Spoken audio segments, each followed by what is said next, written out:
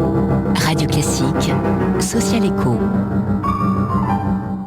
Avec la Fondation Caritas France. Soutenez-nous par une donation temporaire d'usufruit. Social Echo sur Radio Classique avec le quotidien La Croix. Bonjour Christine Quentin. Bonjour Nicolas, bonjour à tous. Vous nous faites découvrir ce matin la Lady Mechanic Initiative au Nigeria. Son objectif, former les femmes au métier de la mécanique pour les sortir de la pauvreté et leur éviter la prostitution. Oui, c'est une initiative qui fête ses 10 ans et qui est remarquable à de nombreux égards.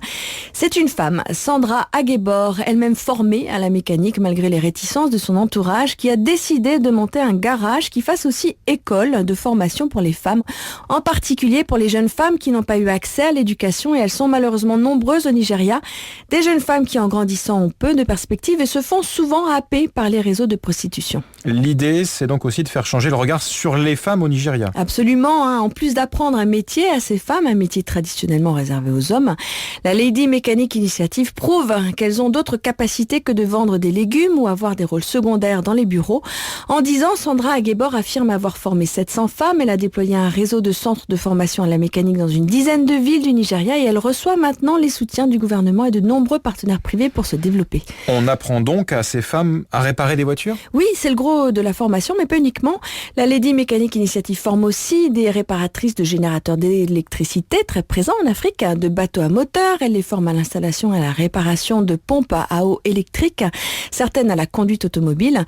Selon les cursus, les programmes de formation durent entre 15 mois et 3 ans, suivant le principe de l'apprentissage tel qu'on le connaît chez nous. Les garages sont opérationnels et ouverts aux clients et les jeunes femmes qui y travaillent sont donc partiellement rémunérées durant leur formation. L'enjeu pour elle, Christine, c'est ensuite de trouver un travail, évidemment. Existe-t-il de réels débouchés ?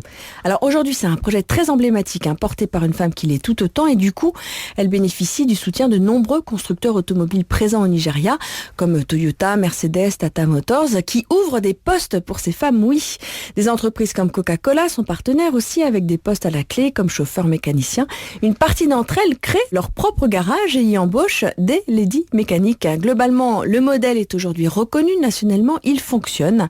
Il crée des emplois, oui, il finance ses coûts opérationnels par la vente des réparations et il valorise les femmes au Nigeria, ce qui par les temps qui courent n'est pas un luxe.